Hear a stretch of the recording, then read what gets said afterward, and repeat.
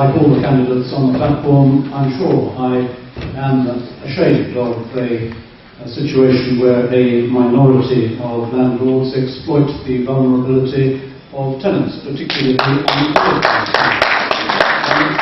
The solution is not easy. I think that these things flourish in darkness, and that some spotlight ought to be placed upon them, because when these things are exposed, it's much easier to find a solution. I remember that many years ago there was a scandal about the standard of accommodation in the agricultural industry, and it was given a great deal of publicity. And the result of that was that standards in the agricultural industry, while maybe not perfect, have certainly gone up a great deal. The other thing that I think needs to be said is that we should do something about the ownership of homes in Jersey. The percentage of people owning their own property in Jersey is 60%, whereas in the UK and even in Guernsey it is 70%. We ought to resuscitate our state's loan scheme to make it possible for young people in particular to get their foot on the housing ladder. Thank you.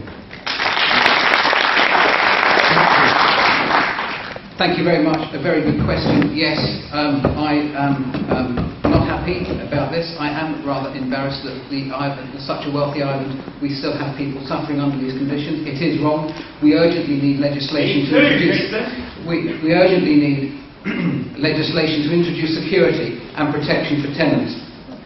Family affordable homes, and I'm not necessarily talking about large 4- and 5-bedroom homes, small, appropriate, family affordable homes need to be built, and we need to reintroduce something similar to the old state loan scheme, which saw many hundreds, if not thousands, of local families put a foot on the housing ladder.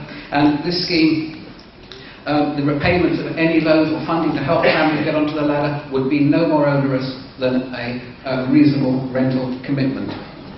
You asked what I would do if elected.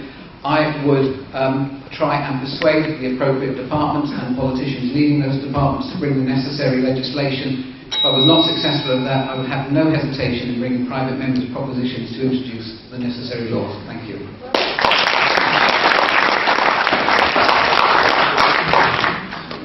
This is something very dear to my heart, because when I was manager of the Citizens Advice Bureau, I campaigned for years for a tenancy deposit protection scheme. But there is good news around the corner. The states have approved a draft residential tenancies law, under which regulations will allow for the holding of tenants' deposits.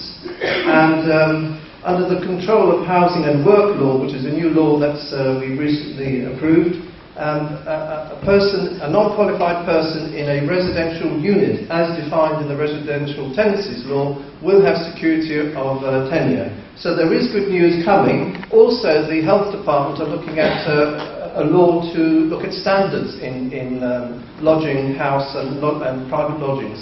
So there is things coming, but it's taking an enormous amount of time. But I can assure you and other people here who are concerned on these issues, it's matters that are already being dealt with by the states, and new members will not have to bring their own propositions. Thank you.